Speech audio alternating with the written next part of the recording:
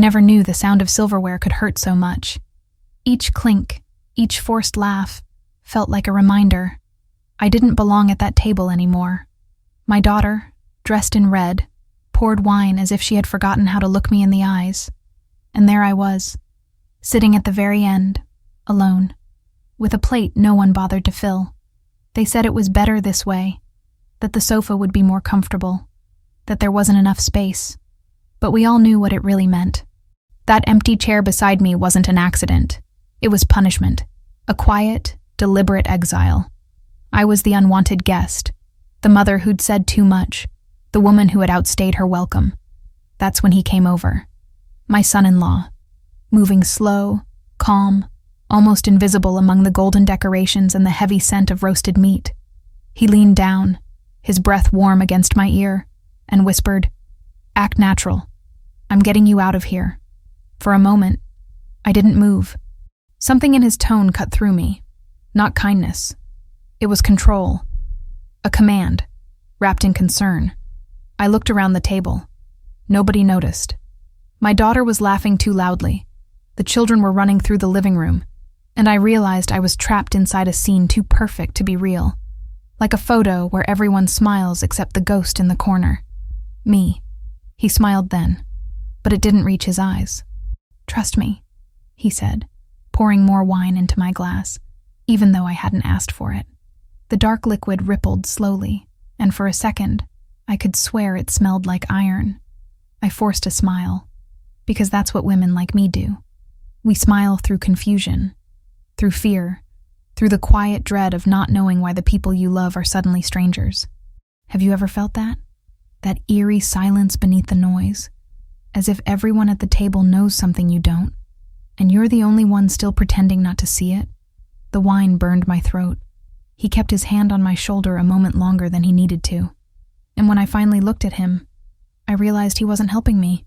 He was watching me, measuring my reactions, like someone checking if the trap had been set right. Outside, the snow fell softly, that cruel kind of calm that makes you want to scream. The Christmas lights flickered above us, uneven, nervous, like they too sensed something wrong. And surrounded by the sound of laughter and carols, I understood. I wasn't being ignored. I was being contained. And for the first time that night, I stopped pretending to eat. I just watched, listened, waited. Sometimes telling the story is the only way to breathe again. Subscribe to the channel and tell me, from what city are you listening to me right now? I waited for him to speak again, but he didn't. He just walked back to his seat. The perfect husband, the perfect host, pouring wine, carving turkey, laughing when the children said something silly. And yet, every few minutes, his eyes would drift back to me, like he was making sure I stayed exactly where he wanted. I could feel the pulse in my neck, slow, heavy, out of sync with the music playing from the speakers. A carol, something cheerful, but distorted by the distance. I could barely taste the food anymore. Everything on the plate looked the same shade of red. My daughter kept avoiding me. Her smile had a tremor in it, the kind people wear when they've already chosen sides. And I couldn't stop wondering, what did he tell her? What version of me did he build in her mind?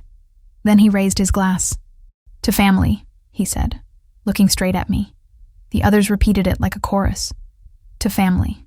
His gaze didn't waver, and for a moment, I saw it, the small twitch at the corner of his mouth. Not a smile, something colder, like satisfaction. I excused myself to the bathroom, my hands trembling as I pushed back the chair. The room fell strangely quiet, as if everyone had been waiting for that moment. Even the children had stopped laughing. I could feel the weight of their eyes on my back as I walked away. Inside the bathroom, the silence was sharp. I stared at my reflection in the mirror. Lipstick slightly smudged, eyes too wide. The kind of woman who looks guilty even when she's done nothing wrong. And on the sink, there it was. My purse. Open. I didn't remember leaving it there. Inside, my phone screen was on. A message draft, half-typed. "She's ready." My stomach turned to ice. I locked the door. I pressed my ear against it. Faint murmurs, clinking glasses, a burst of laughter that didn't sound real. And his voice, calm, controlled, still leading the rhythm of the night. Whatever game he was playing, I wasn't supposed to notice. But I had, and that changed everything. So I did what no one expected. I didn't cry. I didn't call anyone. I just stood there, breathing slowly, counting the seconds between their laughs, memorizing the sounds, the smells, the patterns. Because if he thought I was a pawn, he hadn't met the woman who raised his wife. When I finally walked back to the table, I smiled. He smiled too, relieved maybe. But when I sat down, I lifted my glass and said softly, "To family," and I held his gaze just long enough for him to know I had seen it. Whatever he was hiding, whatever he thought he could control, it was no longer a secret. Not from me. The night went on, music playing, laughter echoing again, but something had shifted. He knew I knew, and I knew that the next move was mine. Sometimes silence is the sharpest weapon. Subscribe to the channel, and tell me, where are you listening to me from tonight? The night didn't end when they blew out the candles. It just shifted. The lights dimmed, the music faded, and everyone began moving through the house like shadows rehearsing a ritual they'd performed before.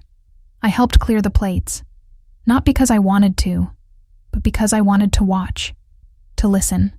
He stood by the window, phone in hand, whispering in that careful tone men use when they think no one's really listening. I could see his reflection in the glass, the faint glow of his screen, the tension in his jaw. I couldn't make out the words, but I caught one thing. A name. Mine. Something inside me tightened. I moved slower, quieter. He turned, caught my eye, and smiled. That polite, soulless smile that hides a threat behind courtesy. "You should rest," he said softly, walking toward me. "You look tired. It's been a long day." I nodded, even as my fingers clenched around the edge of the plate. I didn't say a word, because silence makes people nervous, and I wanted him nervous. Upstairs, in the guest room, I left the door slightly open. From there, I could hear the faint rhythm of voices downstairs, my daughter's lighter tone, his steady, dominant one, and between them, pauses that said more than words ever could. "She doesn't remember," my daughter whispered. "She doesn't remember, Mark. You said it would fade." He shushed her. "Keep your voice down. We can't rush this." The sound of glass against wood. A sigh. And then, his voice, lower, colder. "She signed everything. It's done.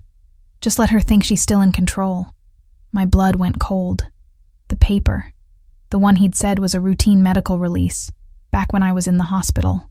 I remembered the pen trembling in my hand, his gentle words, my daughter crying beside me. I had trusted them. Now I understood. The house. The accounts. My name on documents I never read. I wasn't just being isolated. I was being erased. Downstairs, laughter rose again, brittle and false. I stared at the snow outside the window, falling in steady, merciless silence. It looked like peace, but I knew better now. Peace is what predators create before the strike. I sat on the edge of the bed and whispered to myself, "You're not losing this time." And in that whisper, something shifted. Not in the room, but in me. The kind of calm that comes when fear turns into focus. If he wanted to play games, he just made his first mistake. He thought I was alone, but I still had my mind, and I still had the truth. Sometimes that's enough to start a war. If you've ever been silenced like that, if you've ever seen kindness hide a trap, you understand. Subscribe to the channel, and tell me where you're listening from tonight. The next morning, I woke before the house did. The kind of dawn that feels like it's holding its breath. Gray light leaking through the curtains, the air too still to be safe. Downstairs, I could already hear him. Mark. His footsteps. Steady, confident, like a man who believed every corner of that house belonged to him. I stood in front of the mirror, brushing my hair with slow, deliberate strokes. Every movement had to look normal, natural, because when you're trapped, normal becomes your disguise. At breakfast, he greeted me with that perfect, practiced warmth. "Did you sleep well?" "Yes," I said. Lie. My daughter avoided my gaze again, pouring coffee as if her hands belonged to someone else. There were faint shadows under her eyes, guilt's fingerprints. I almost pitied her. Almost. When Mark left the table to answer a phone call, I slipped into his office. It wasn't courage. It was instinct. The room smelled like cedar and cold ambition. Books lined the walls. Immaculate, untouched. But the desk, that's where the truth lived. I found a file drawer slightly open. Inside, folders labeled with names, dates, and bank logos I didn't recognize. And there, near the back, my own name. My handwriting on a line I didn't remember signing. Next to it, his signature. Precise, sharp, like a blade. I took a photo with my phone. My hands didn't shake. Not anymore. Then I heard it. His voice. Low, closer than it should have been. Looking for something? I froze. He was standing by the doorway, one hand on the frame, the other in his pocket. Calm. Watching me. Like he'd been expecting this. He stepped closer. Curious? His tone was almost gentle, but the distance between us carried a different message. Predators don't need to raise their voices. He reached past me, closing the drawer slowly, deliberately. The sound of metal sliding shut was louder than it should have been. Some things, he said, are better left where they belong. I met his eyes, and for the first time, I didn't look away. He wanted fear. I gave him silence.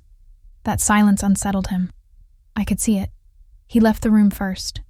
I waited until his steps faded before I exhaled. Back in my room, I sent the photo to a hidden folder online. Then I deleted it from my phone. One move at a time. He thought I was still the woman sitting alone at that Christmas table. But that woman was gone. By the time the day ended, I had memorized every code on his desk, every document title, every door that creaked when opened. He didn't know it yet, but I was already rewriting the story, from the inside. And the next time he whispered, "Act natural," I would. But not for him. For me. Because acting natural is how you make a monster believe he still has control, right before you take it from him. Sometimes, revenge doesn't need fire, just patience. If you've ever smiled through danger just to survive, I see you. Subscribe to the channel and tell me, from what city are you listening to me right now? By the end of the week, I had learned every rhythm of the house. When he left for work, when my daughter called her friends, when the mail arrived. Control hides in patterns. And once you memorize a man's routine, you can start to move inside it without being seen. It started small. I changed the placement of things. A missing pen, a drawer left open half an inch wider than before. He noticed, of course. Men like Mark always do. But he couldn't accuse me without sounding paranoid. That's the beauty of quiet revenge. It feeds on their need to appear sane. Every evening, I sat by the fire with my knitting, pretending to be the harmless, aging woman everyone thought I was. But the threads I was weaving weren't just wool. They were time, and I was patient. One afternoon, I found the first real crack. My daughter's phone, left on the counter while she showered. A message appeared. From him. Make sure she takes the pills. Don't argue this time. I took a photo of it. Then I stared at those words until my vision blurred. So that was it. The vitamins he'd been insisting I take. The little white pills that made me forget where I'd put my keys. What day it was. Who I could trust. The fog. The confusion. All of it. Crafted. The truth didn't hit like thunder. It came slow, like a knife sliding between ribs. He wasn't just trying to erase me legally. He was erasing me piece by piece. Memory, clarity, identity. That night, I pretended to take the pills, held them under my tongue, waited until he turned away, and spit them into the napkin. I flushed them later, one by one, listening to the water swallow what was meant to destroy me. And for the first time in months, the fog started to lift. I could think again. I could remember. The next morning, I made him breakfast. Pancakes, his favorite. I smiled as I set the plate down. He smiled back, but something in his eyes flickered, like he could sense the air had changed. Predators feel it when their prey stops running. When he left for work, I followed him. 2 cars behind, keeping my distance. He parked outside a lawyer's office, not his usual one. He went in carrying a briefcase that wasn't his, and when he came out 30 minutes later, he wasn't carrying it anymore. I didn't need to guess what was inside. I already knew. My life, packaged in paper. As I watched him drive away, I whispered to myself, "Keep smiling, Mark," because every good lie deserves an audience, and mine was about to end beautifully. The sky was bruised with clouds, the kind of gray that feels like warning. Somewhere in the distance, church bells rang, slow, hollow, counting down to something unseen. And as I drove back home, I caught my reflection in the mirror. Not the woman they'd tried to erase, the woman who remembered. Sometimes the most dangerous thing you can give a liar is silence, because silence means you're listening and planning. If you've ever felt yourself waking up inside someone else's lie, stay with me. Subscribe to the channel and tell me, from what city are you listening to me right now? I didn't want fireworks. I wanted precision. Revenge that looked like accident, like coincidence. Inevitable because the world is finally catching up to him. For weeks, I had been learning the house as if it were a map to be redrawn. Which drawers stuck, which paintings hid nails, which cameras angled just enough to miss a person's face. I had collected pieces, photos, messages, the file from his desk, and wrapped them in the slow logic of a plan that would not need shouting to land. He trusted the rhythm he'd imposed, my small confusions, my obedient smile, the nightly pill ritual. He trusted that the woman who set the table would remain the same woman who could be moved like a chess piece. That trust was arrogance. Arrogance always has seams. The first move was subtle, an invitation mailed to the one place he would notice, a glossy, anonymous envelope that arrived the same morning he expected a client. Inside it, a printed copy of a document he thought he'd hidden well. The power of attorney, my name inked where my forgetful hand had been guided. It arrived with no sender, nothing to trace back to me. Just the truth, laid out like a stain that wouldn't wash. He read it at breakfast as if trying to prove the paper a joke. He didn't laugh. Then came the small theater I staged for the household. I began to slip in little disappearances. Keys left in the lock, a jacket over a chair he always used, a note in a book he glanced at.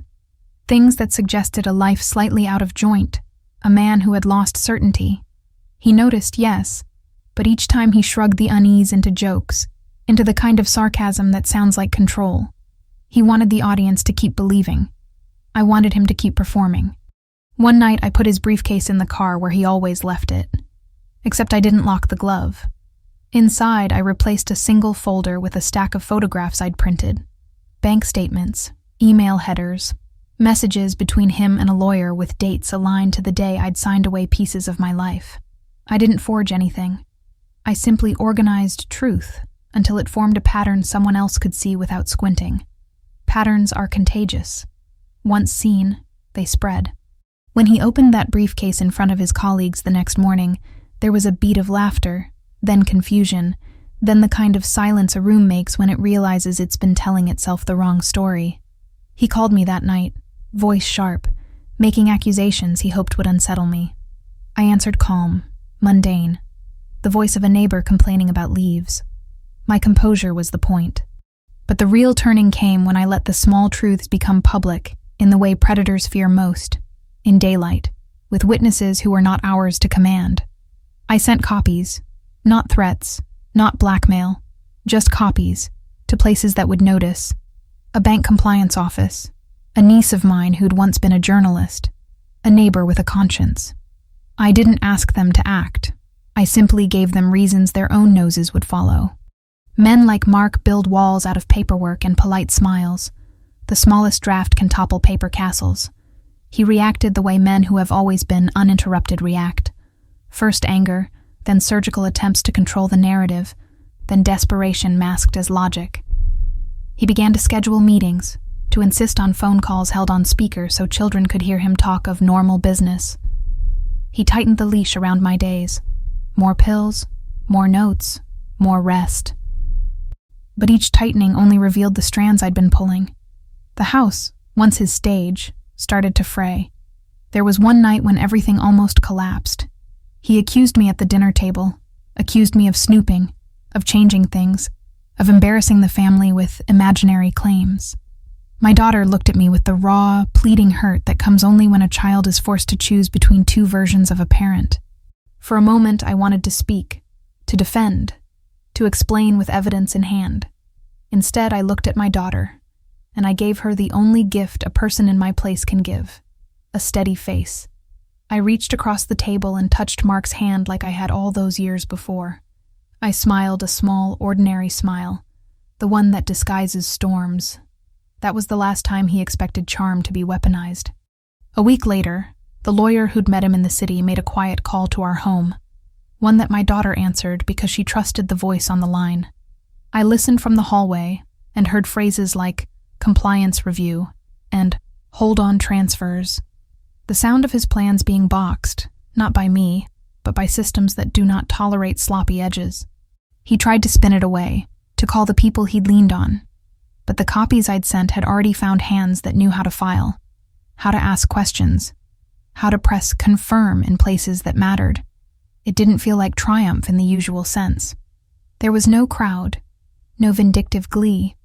There was only a cold clarity, the realization that sometimes justice is a quiet rearrangement of facts, let loose at the right moment. I had not destroyed him. I had only made sure he could no longer pretend the shape of things was the same.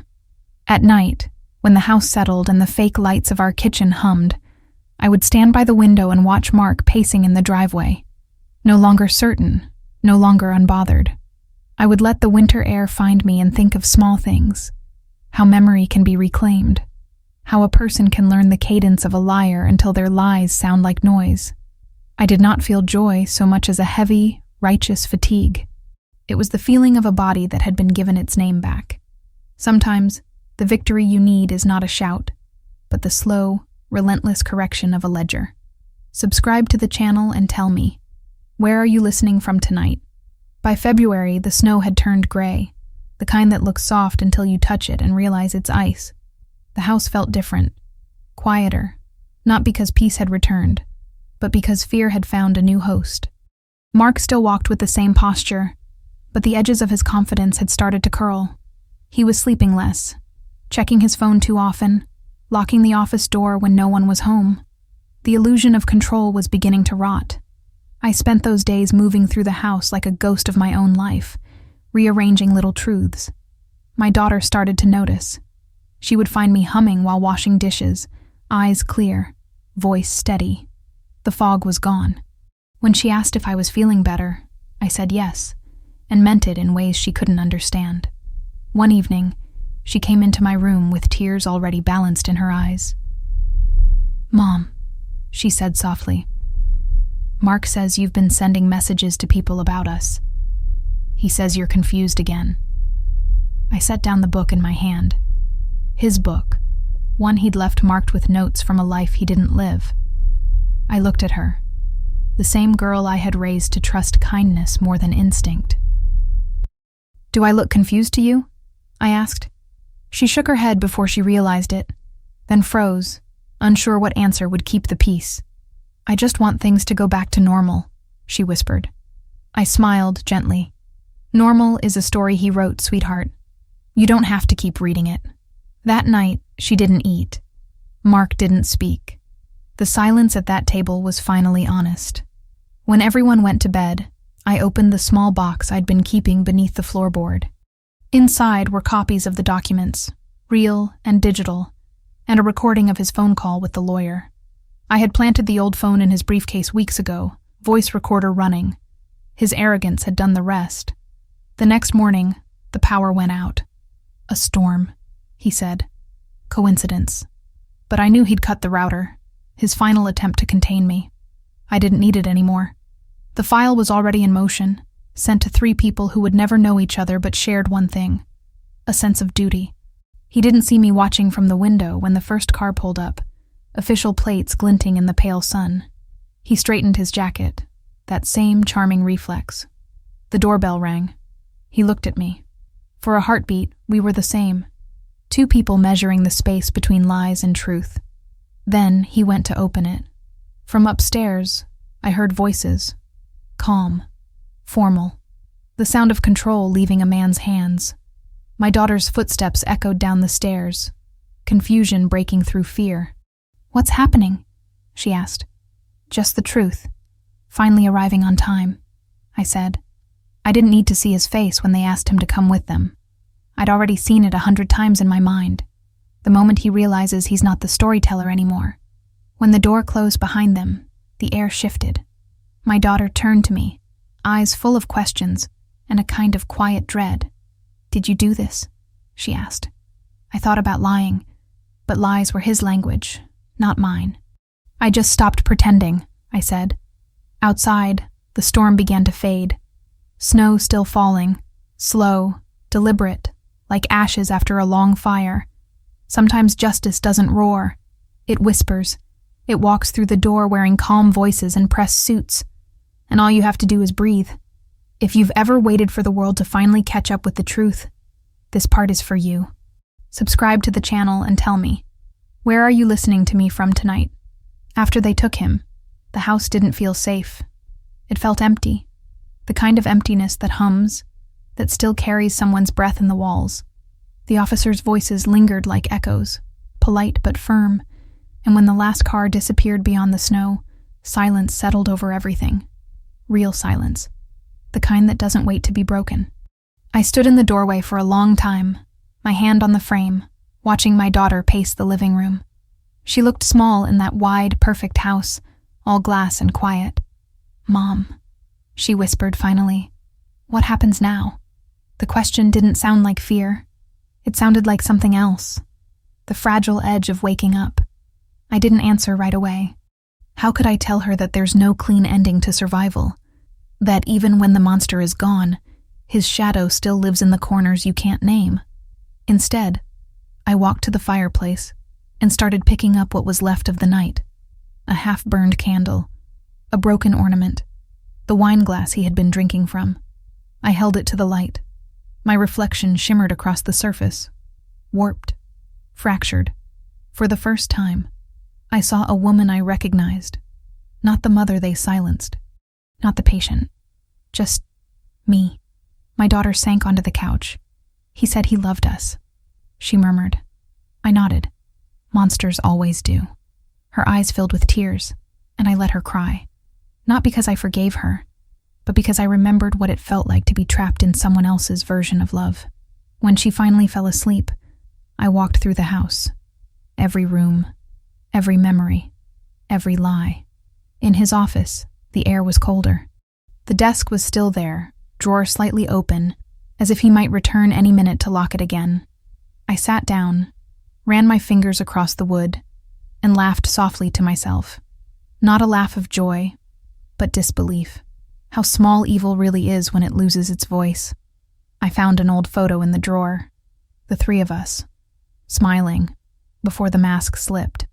I stared at it for a while, then placed it face down. Some stories don't deserve to be displayed. Outside, the sky was shifting, blue breaking through the gray. The kind of color you forget exists when you've been surviving too long in shadows. I opened the window and let the cold air in. It bit my skin, but it felt like proof. I was still here, alive, awake, unwritten again. The news came the next day. Fraud, manipulation, abuse of trust. They said his name on the radio with that detached official tone. A summary of a man who once believed himself untouchable. I didn't smile. I didn't cry. I just turned off the radio, poured myself coffee, and sat at the table that had once been my prison. Same chair, same light. But this time, I wasn't sitting alone. My daughter joined me without a word. She reached for my hand, fingers trembling, and whispered, "I'm sorry." I squeezed back. "Don't be. Just remember. Because forgetting is how it all began." The snow outside had melted into a thin sheen of water, reflecting the morning light like glass. And I thought, maybe that's what survival really is. Not victory, reflection. The courage to look at what tried to break you and see yourself instead. If you've ever walked out of someone else's shadow and had to learn the sound of your own voice again, you're not alone. Subscribe to the channel and tell me, from where are you listening to me tonight? Freedom is a strange sound. For weeks, I woke up before sunrise just to listen to it. The creak of the floorboards, the radiator sighing, the wind brushing against the glass. No footsteps behind me, no voice correcting my memories, just quiet. And yet, the quiet felt too wide, like standing at the edge of a field where something used to grow. He was gone. The news called it a developing case. Neighbors whispered words like shocking and sad, but none of them really knew what it meant to live inside someone else's fiction for that long, to spend years being rewritten until you forget the original version of yourself. My daughter tried to fill the silence with plans. "Let's repaint the kitchen," she said one morning. "Maybe get away for a few days." I nodded, smiled. But the truth was, I didn't want new paint. I wanted proof that I still existed beyond the wreckage he left behind. Sometimes I'd catch her looking at me with that careful concern, as if I might suddenly vanish, the way her trust in him had. I didn't blame her. We were both learning to live without his voice in our heads. One night, I found her sitting at the table with a box of old photos spread out like evidence. "I keep wondering how we didn't see it," she said. I touched one of the pictures, the three of us at a lake, sunlight sharp and cruel. "We did," I whispered. "We just didn't know how to name it." After she went to bed, I stayed there, tracing faces on the glossy paper until the colors blurred. Every image was a moment stolen by manipulation, but I refused to destroy them. If I burned them, he'd win again. So I kept them, proof of the world I'd survived. In the mornings, I started walking, at first just to feel the cold air, then farther, to the edge of town, past the bakery, the library, the church. People recognized me from the news. Some smiled, some looked away. I didn't care. Their silence was lighter than the one I'd known before. One afternoon, I stopped by the lake from that photo. The ice had begun to melt, thin sheets breaking with each ripple of wind. I sat on the bench, pulled out my notebook, and began to write. Not about him, not about what he did, but about what remained. The way light hits the water at 3 p.m., the smell of cold, the sound of distance. For the first time, the words were mine, entirely mine. When I got home that evening, a letter was waiting on the doorstep. No return address, no markings except my name, written in handwriting I knew too well. The world tilted for a second. It couldn't be him. It shouldn't be. But my hands shook as I opened it anyway. Inside, one line. "You think it's over." No signature. Just the faintest trace of his cologne, like a ghost leaning close. I sat down on the floor, the letter trembling between my fingers, and for the first time since he left, I felt the air change again. The freedom I'd been learning to trust. It cracked, thin and fragile as glass. Sometimes the end isn't an ending at all. It's just the next act, waiting for you to open the wrong door. If you've ever thought you were finally safe, only to feel the past breathing down your neck again, you're not alone. Subscribe to the channel and tell me, from what city are you listening to me tonight?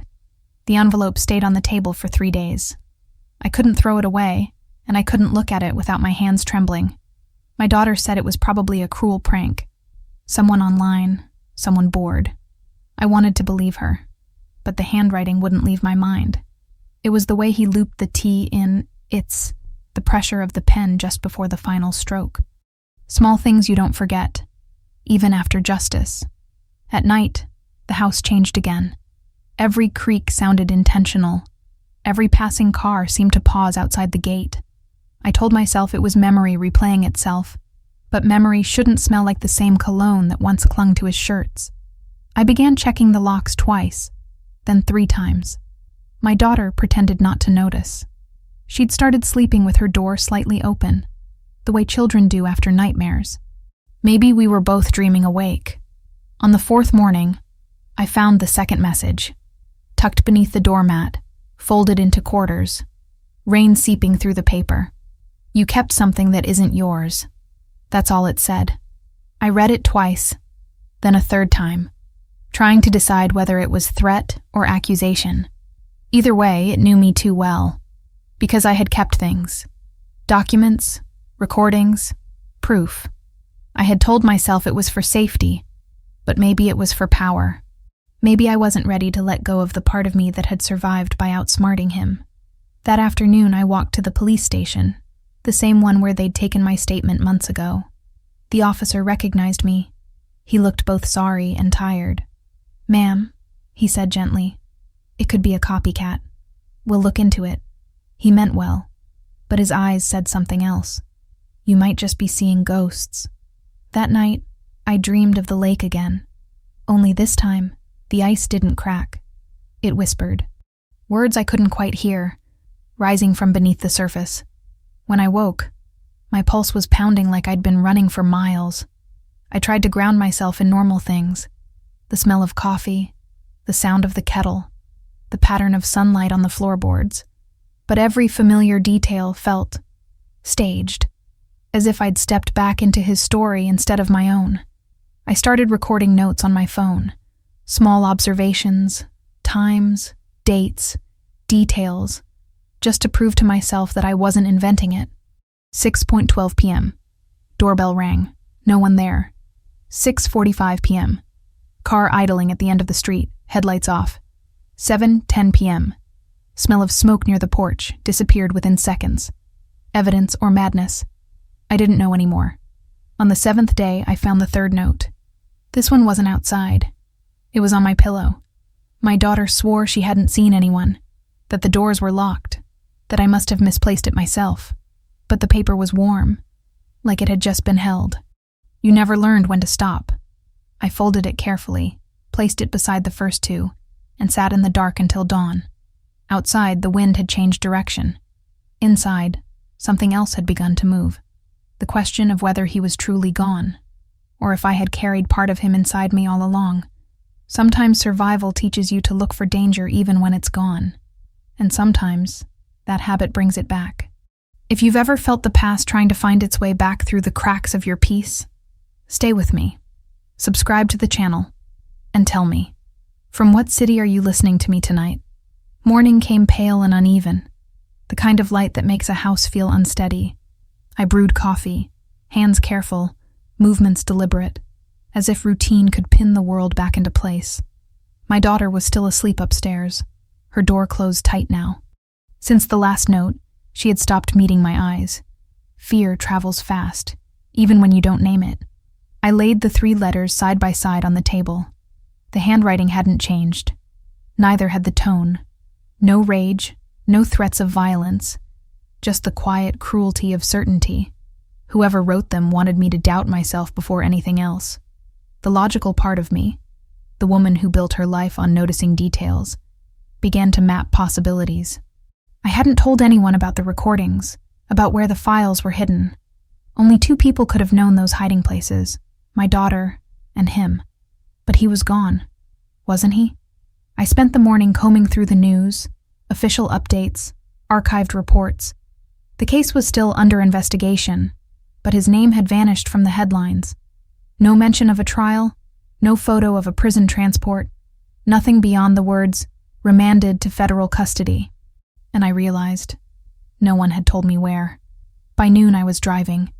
The sky was gray again, colorless, as if the world itself wanted to keep secrets.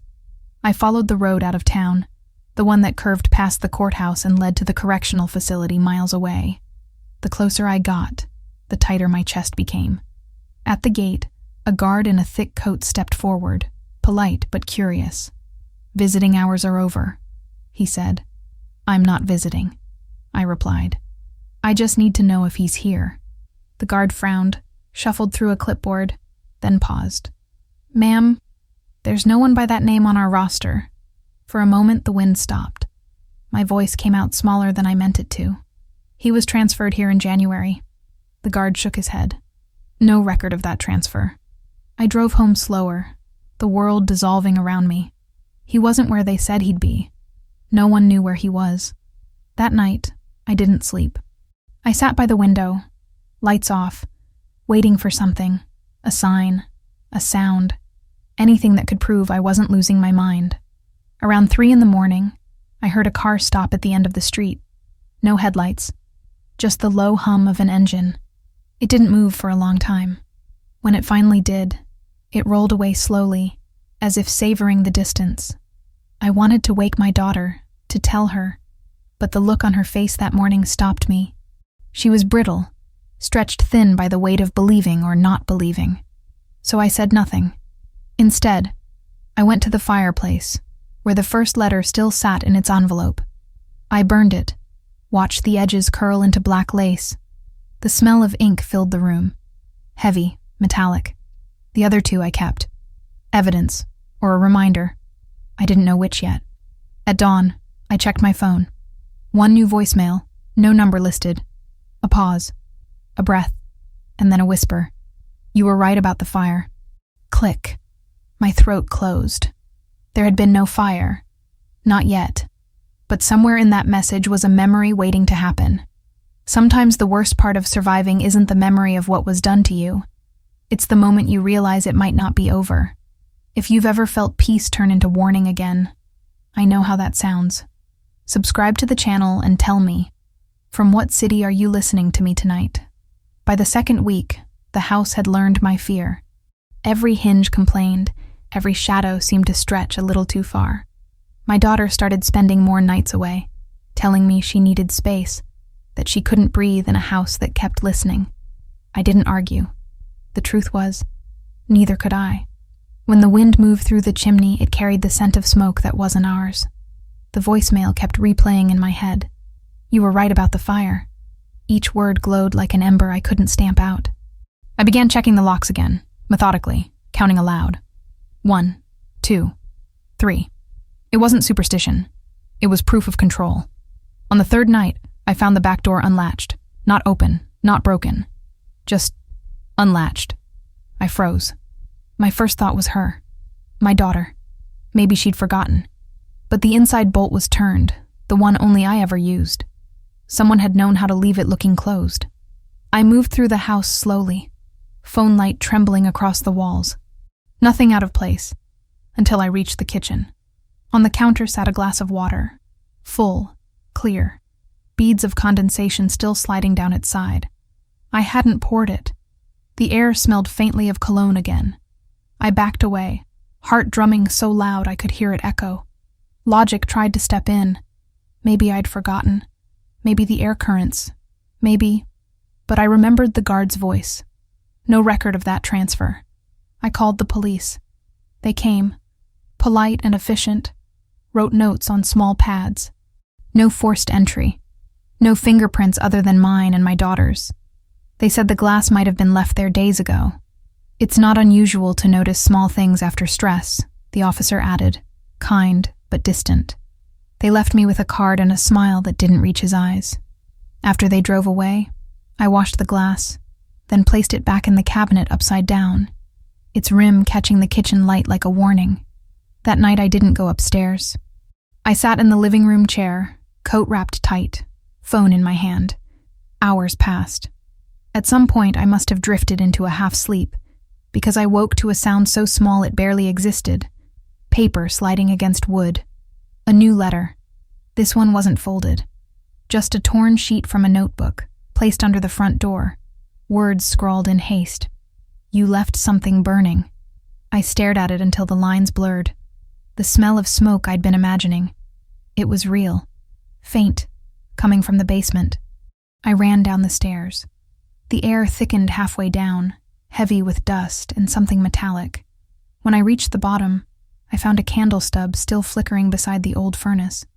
On the wall above it, my photographs, those I'd taken of his documents, were pinned in a line, edges blackening from the flame. Someone had been here. The candle sputtered, died. The silence that followed was alive with memory. My hands shook as I pulled the photos down, stamping out the embers one by one. The smoke curled upward like handwriting, spelling nothing, meaning everything. By dawn, I'd moved every piece of evidence into a metal box and buried it under the snow behind the shed. I told myself it was to keep it safe, but maybe I just couldn't bear to see it anymore. When my daughter returned later that morning, she looked at the soot on my hands and didn't ask. She just said, "It smells like smoke in here," and opened all the windows. Sometimes survival means pretending the air is clean. But deep down, I knew it wasn't the fire that scared me. It was the certainty that whoever had been in that basement knew exactly what I would do next. If you've ever felt eyes on you in a house you thought was yours, you understand. Subscribe to the channel and tell me, from what city are you listening to me tonight? By the next morning, the snow had sealed the yard again, erasing every footprint except mine. The world looked calm, pure, quiet, but underneath that white stillness was the memory of smoke. My daughter had gone to stay with a friend. She said the house made her nervous. I didn't tell her that it made me nervous too. You can't ask someone to share a fear that breathes with your own heartbeat. I began checking the basement each hour. The candle was gone. The ashes swept. Whoever had been there had known how to disappear. Still, a trace of melted wax lingered on the concrete like a small scar. I made a list. Windows, locks, cellar door, the vent behind the washing machine, the crawl space under the stairs. The house had so many ways to be entered. When we first moved in, that had felt comforting, light, air, openness. Now it felt like invitation. I started with the vent. The screws were loose, dust disturbed. I pulled it open and found a single object tucked inside. One of my photographs, the corner burnt, folded once. On the back, someone had written in pencil, "Not everything you buried stays quiet." I dropped it, the words vibrating through my pulse. Whoever had been here wanted me to know they could move freely, like air. It wasn't a break-in.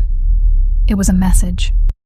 I locked every door again and sat at the kitchen table, trying to remember the details I'd ignored. The car that idled at the corner, the voicemail, the guard's uncertain eyes. Maybe it was all connected. Maybe it was something else. A mind replaying fear until fear became fact. To steady myself, I called the detective who had handled Mark's case. His voice was patient, professional. "Mrs. Hale," he said, "we have no indication he's been released. You're safe." "I just need to know where he is," I said. There was a pause. Then, "Records are sealed. Transfer to a federal site, that's all I can tell you. A sealed record. No paper trail. No name on a list." After the call, I sat in silence, the kind that stretches thin until it almost snaps. I wanted to believe him, but when the mail arrived an hour later, the envelope on top had no stamp, no postmark. My name written in that same pressure-heavy hand. Inside, no words this time. Just a small piece of cloth. Blue, faded, the same pattern as the tie he'd worn the night of his arrest. My body reacted before my mind did. The room tilted, vision narrowing.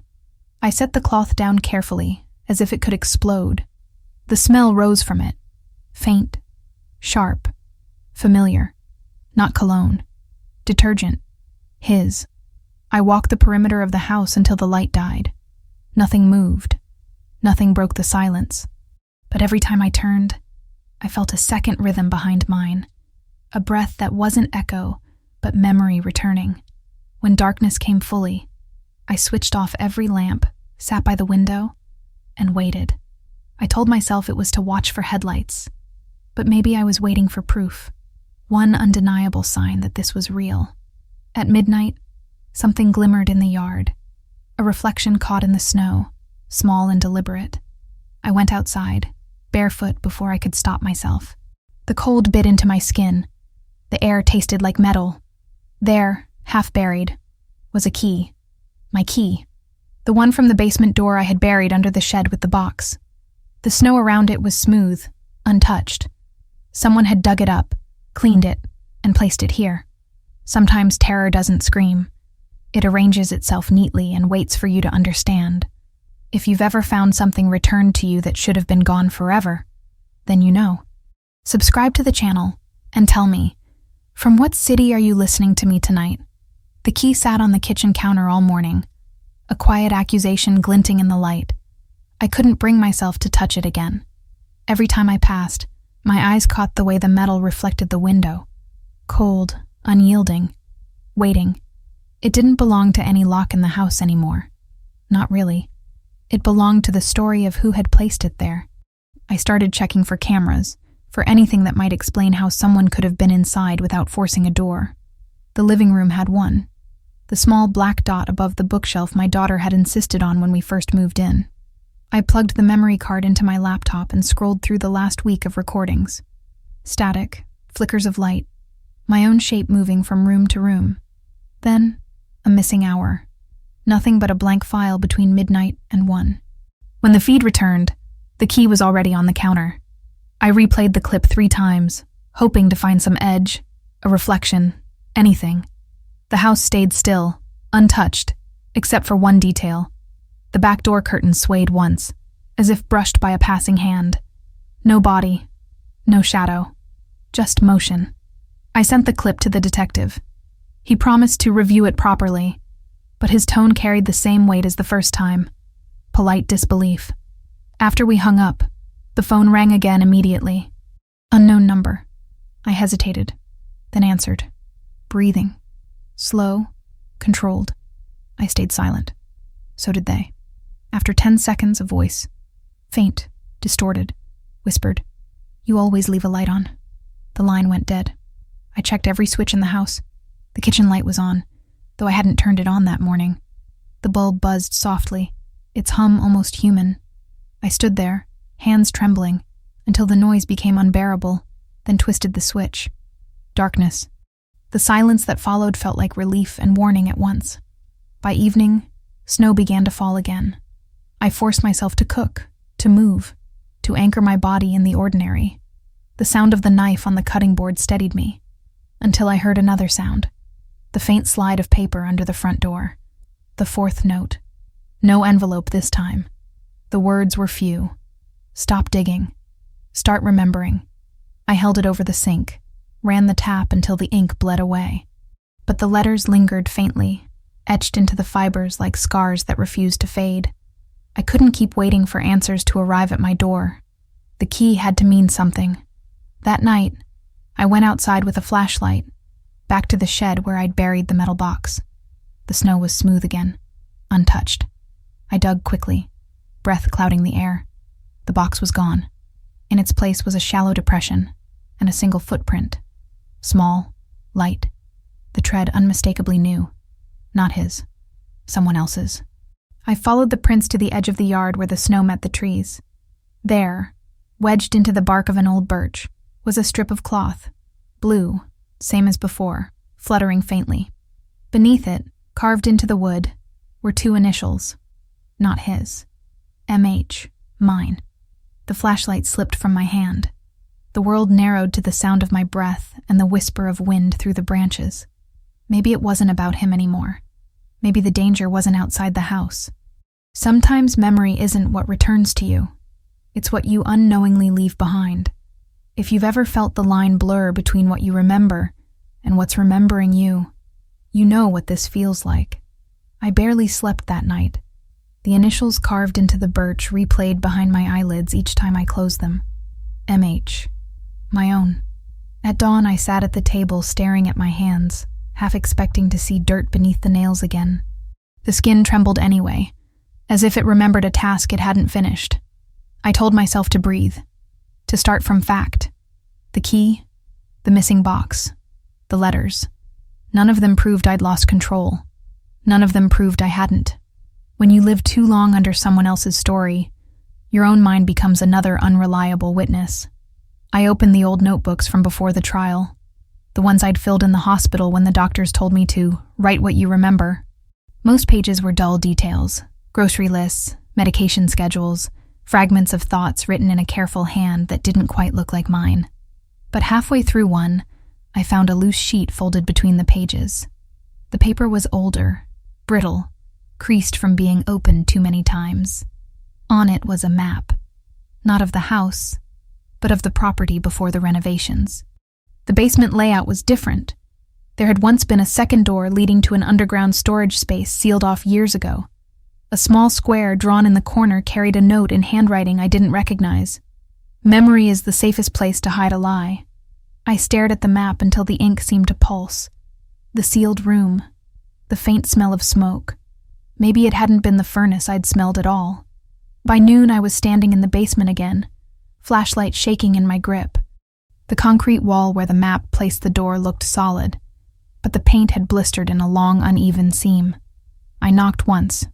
Hollow. Something on the other side answered faintly. A shifting of air, not echo. I pressed harder, the beam of light catching a metal hinge buried in the plaster. The moment I touched it, a memory surfaced so vivid it made my knees buckle. The night of the fire alarm 2 years ago. Before the hospital. Before the pills. I'd come down here then, searching for the source of smoke, and he'd followed. He'd told me to go upstairs, that the smell was nothing. But behind him, I'd glimpsed this same patch of wall, the paint already cracked, something glinting underneath. And then, nothing. Darkness. My next memory had been waking up in a hospital bed. I traced the outline of the hinge again. Paint flaked off under my nails. It wasn't imagination. It was a door. I didn't open it that night. I couldn't. I sat on the stairs until dawn, staring at that uneven rectangle in the wall, listening to the pipes hum like distant whispers. The letters on the birch. The missing box. The key returned. It all pointed here. Whatever I had buried, whatever he had hidden, it was behind that wall. The next morning, I went to the hardware store and bought a hammer and a crowbar. The clerk smiled politely, made small talk about the weather. I nodded, smiled back, and for the first time realized how ordinary revenge and discovery can look from the outside. When I came home, I set the tools by the basement door and waited until the sun set. The light stretched across the floor in thin bands, the color of dust and memory. I told myself I would open it tomorrow. But the truth was, I needed the night, the darkness, to make the past visible again. Sometimes you have to break a wall just to prove it was ever there. If you've ever stood one breath away from a truth you're afraid to uncover, you know this feeling. That night, the house waited with me. Every tick of the clock, every sigh of the radiator, felt like breath held too long. I sat at the top of the basement stairs with the hammer in my lap, staring at the thin seam of paint where wall met shadow. It didn't look like a door. It looked like denial built into concrete. When midnight came, I couldn't wait anymore. The first swing cracked through the silence with a sound that startled even me. Hollow, startled, almost alive. Paint dust bloomed around me, the air filled with the smell of metal and age. The second strike sent a piece of plaster falling away. Behind it, wood. I pressed my ear against it. Nothing. Then I pulled. The panel gave with a moan of hinges that hadn't moved in years. Inside was darkness, the kind that swallows light whole. I stepped in, the flashlight shaking. The space was small, no more than a storage alcove, but the air was colder, heavier. Shelves lined one wall, papers stacked in plastic boxes. My boxes. I dropped to my knees, fingers tracing labels in my own handwriting. Medical, finances, photos. This was where the missing files had gone. Not stolen, hidden, by me. Memory flashed, fragmented. The night of the alarm, his voice calling from upstairs, my hands shoving these boxes into the hollow, sealing them fast. I'd done it to protect something, or to protect myself from remembering what they contained. I opened the first box. The smell of smoke and dust rose like confession. Inside were hospital forms, my name scrawled at the bottom of every page, but next to the signatures were notes in another hand. Consent for sedation. Medication dosage increased. His initials beside each one. The second box held photographs. My house, the basement, even my daughter's school. The timestamps were months apart, the angles clinical, detached. Surveillance, not memories. The last box was heavier. Inside, a small tape recorder and a stack of cassettes. The first label read simply, Session 1, MH. I pressed play. Static filled the air, then a voice, mine, tired but steady. You said you wanted the truth, I heard myself say, so here it is. If anything happens to me. Another voice cut in. His. Calm, smooth, controlling. Nothing will happen to you, Margaret. You'll forget all of this soon. The tape clicked, ended.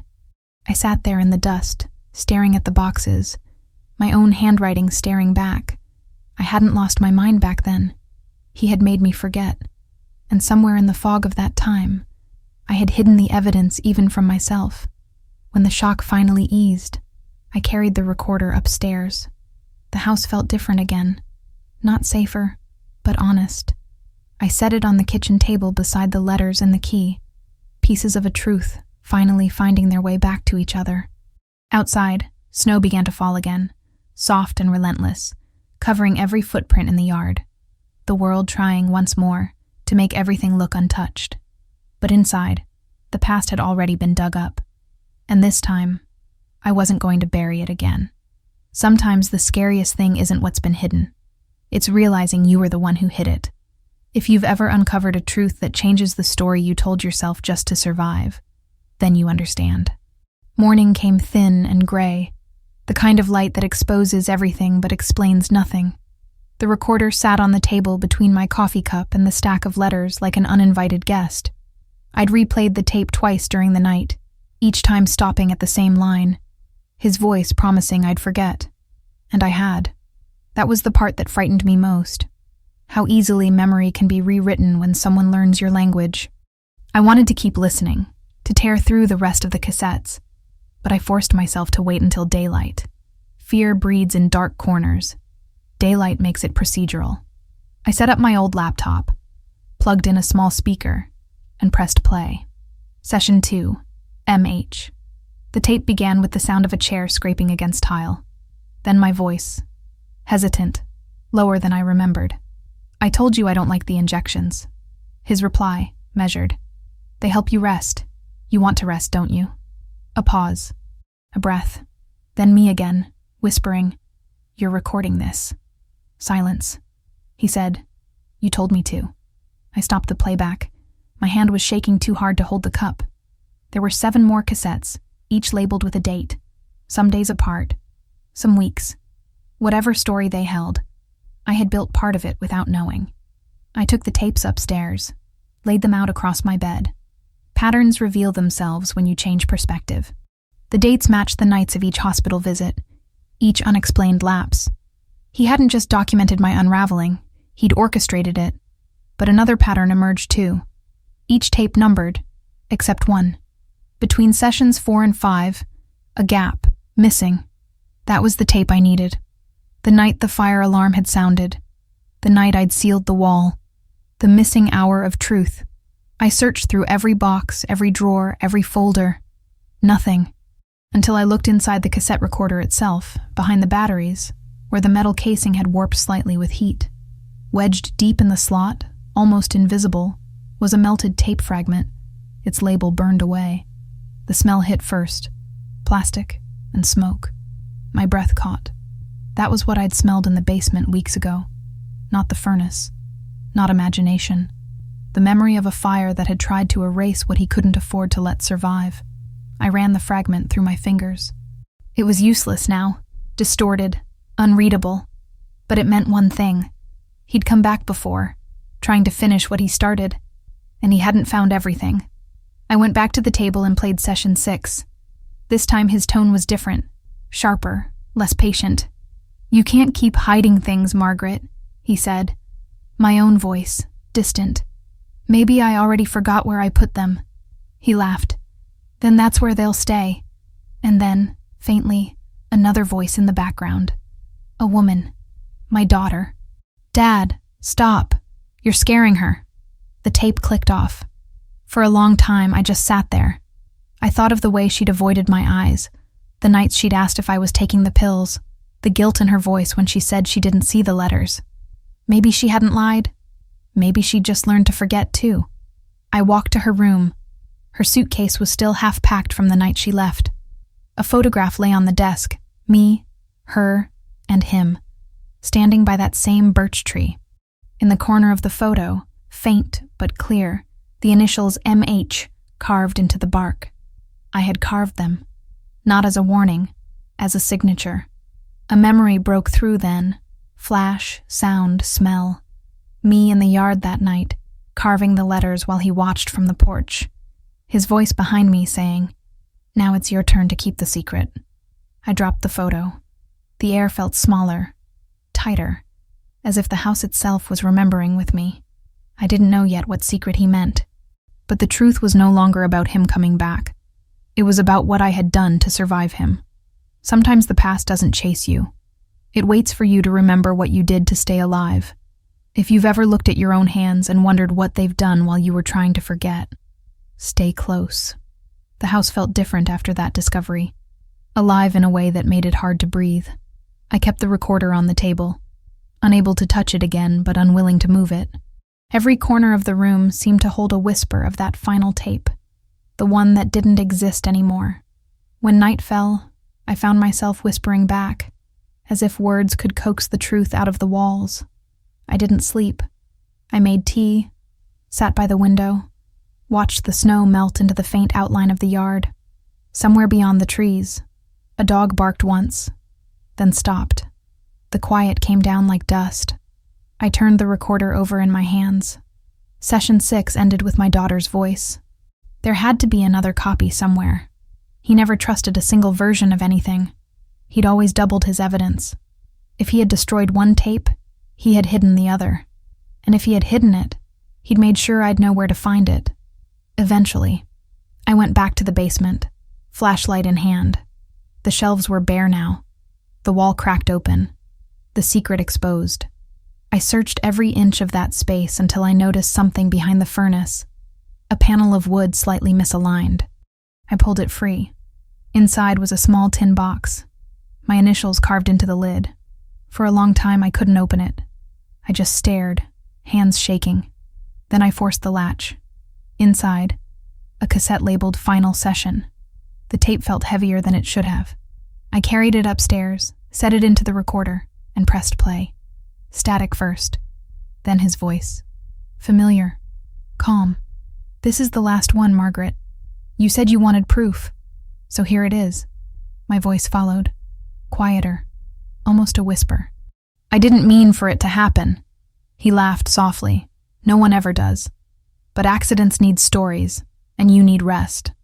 A rustle, footsteps, the sound of liquid being poured. Then my daughter again, her voice tight. Dad, stop it, she can't. Her words cut off.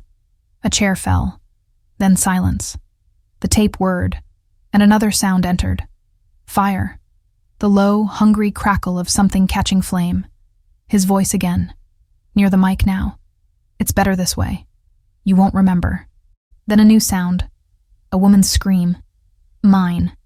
I stopped the tape. My chest ached like I'd been running. The fire. The missing hour. The sealed wall. He hadn't just been erasing me. He'd been erasing what I'd done. I played the tape again, forcing myself to listen past the horror. At the edge of the static, barely audible, there was a new voice. A whisper I hadn't heard before. It came from me, but softer. Steadier. I'll hide it, it said. I'll take the blame if I have to. Just let her live. I rewound that line 3 times. It wasn't addressed to him. It was to her, my daughter. The realization hit like ice. That night 2 years ago, something had happened. Something I'd hidden not to protect him, but to protect her. The fire. The missing tape. The forged documents. I hadn't been just his victim. I'd been the accomplice to my own forgetting. I looked around the house. The photos, the ashes, the faint marks on the walls. The pieces began to fit in ways I didn't want them to. The pills, the hospital, the story about confusion. He hadn't invented my guilt. He'd weaponized it. I sat there until dawn, the tape still spinning, the sound of the fire looping through the room. Outside, the sky was turning the color of metal. Sometimes memory doesn't set you free. It just gives shape to the cage you built yourself. If you've ever realized you were both the witness and the keeper of your own secret, you understand. Subscribe to the channel and tell me, from what city are you listening to me tonight? Morning came slow, heavy. The air carried that uneasy stillness that arrives after revelation, when the world doesn't yet know what you've remembered. I sat at the kitchen table, the recorder still running, its soft whir the only sound in the house. The words from the tape, I'll hide it, just let her live, circled inside me until they stopped being a sentence and became a truth I couldn't unhear. For the first time in weeks, I wasn't afraid of the silence. I was afraid of what it meant. By noon, I called her. My daughter. She didn't answer the first time, or the second. When she finally picked up, her voice was cautious. "Mom, are you okay?" "I need to see you," I said. "Come home." There was a pause, the sound of breathing. "Mom, I think it's better if we—" "No," I interrupted. "Now, please." It wasn't a demand. It was a surrender. She arrived at dusk, the sky a dull bruise behind her headlights. She stood in the doorway, hesitant, as if the house itself might accuse her. Her eyes flicked to the recorder on the table. "You found something," she said softly. "I found everything." For a moment, neither of us moved. Then she stepped closer. I played the last tape. The static filled the space between us like fog. Then our voices. Mine, his, and hers. When it ended, she sat down across from me, face pale and open, a child again in the body of a woman. "Tell me what happened that night," I said. She stared at her hands. "You don't remember?" "I remember pieces. I remember the fire, the smell, and then nothing." Tears welled in her eyes. "He was angry, Mom. He wanted the tape, the one you recorded for the police. I tried to stop him. He pushed me. I hit him with the lamp. He fell." Her breath hitched. There was so much blood. I thought he was dead. The room tilted. The missing hour, the sealed wall, the broken glass. It all rearranged itself into something unbearably simple. "You lit the fire," I whispered. She shook her head violently. "No, you did. You said we had to burn everything, the papers, the tape, that no one would believe us. You said if we made it look like an accident, we could start over. But then you passed out, and when you woke up, he'd already—" Her voice broke. The rest didn't need saying. He had turned the lie into a weapon, used my own guilt to cage me. I reached across the table, took her hand. It felt smaller than I remembered. "You were a child," I said. I was 22. "Still a child," I whispered. We sat like that for a long time, the recorder humming, snow melting outside in thin, quiet streams. She looked at me finally, eyes red. "What do we do now?" "Tell the truth," I said. "All of it. Even the parts that make us look guilty." She nodded, a tremor running through her. "They'll take me away." "No," I said. "They'll take him away. The version of him we kept alive by staying silent." She started to cry, and I held her the way I used to when she was small, when monsters were simple and visible. But I knew better now. Monsters live in memory, in the spaces we keep sealed behind plaster and fear. Outside, the streetlights flickered on, one by one. The reflection of our faces in the window looked like two versions of the same woman, past and present, both finally telling the truth. Sometimes survival means choosing which lie to bury and which one to exhume. If you've ever found courage hiding beneath the ruins of your own guilt, you know what this feels like. The next morning, sunlight finally reached the kitchen windows. Not sharp or accusing, gentle, like it was checking to see if we'd survived the night. The recorder still sat between us, its red light blinking. I pressed stop. The house exhaled. For a long time we didn't speak. There's a strange peace that follows confession, the kind that feels less like forgiveness and more like exhaustion. My daughter sat across from me, eyes swollen, voice gone. Between us lay the truth, messy, uneven, but ours. When she finally stood, she said, "We should call them." I nodded. "We should." It took 3 tries to dial the number. The detective's voice on the other end was wary, the kind of careful tone reserved for witnesses who might not be stable. I told him we had evidence, that we were ready to tell the whole story. I didn't mention the fear that this truth might build another cage instead of tearing one down.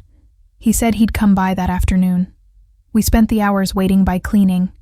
Ritual, not necessity. She washed dishes. I folded laundry that didn't need folding. Each small act felt like an apology to the life we'd abandoned to lies. Outside, the snow melted into rivulets that looked almost golden in the weak winter sun. For the first time in years, the light inside the house didn't feel hostile. When the detective arrived, he didn't come alone. A woman stood beside him, a younger officer with the same posture my daughter used to have when she was pretending to be brave. They listened as I played the final tape, as we explained the sealed room, the letters, the fire. No interruptions, no disbelief, just the quiet scratching of a pen across a notebook. When it was over, the detective closed his pad. "What you did," he said softly. "Saved her life. It's messy, but it's not evil." My daughter cried again, but this time it sounded different, like air returning to lungs that had forgotten how to work. They left with the tapes. The door clicked shut, and the house fell into a silence I hadn't heard in years. Not the kind that watches, not the kind that waits, just silence. I walked to the window. The birch tree still stood, scarred but alive, initials half faded in the bark. I touched the glass where the letters met the light. MH. They didn't feel like guilt anymore. They felt like proof that I had existed through all of it. My daughter joined me at the window, her reflection merging with mine. "Do you think it's over?" she asked. I thought about it. About memory, justice, survival. "I think," I said, "it's just honest now." Outside, the snow began again. Soft, slow, unthreatening. The world wasn't clean, but it was visible. And that was enough. We didn't celebrate. We didn't rebuild. We just stood there, watching the flakes erase the last footprints in the yard. Sometimes closure isn't a door slamming shut. It's learning to live in a house that no longer lies. That night, I sat at the same table where the story began, poured myself a single glass of wine, and turned on the recorder one last time. My voice sounded steady, almost calm. "My name is Margaret Hale," I said, "and this is the part where silence ends." Then I let the tape run until it clicked to a stop. Sometimes justice isn't loud. It's the sound of your own breath, uninterrupted, finally belonging to you. If you followed this far, thank you for listening.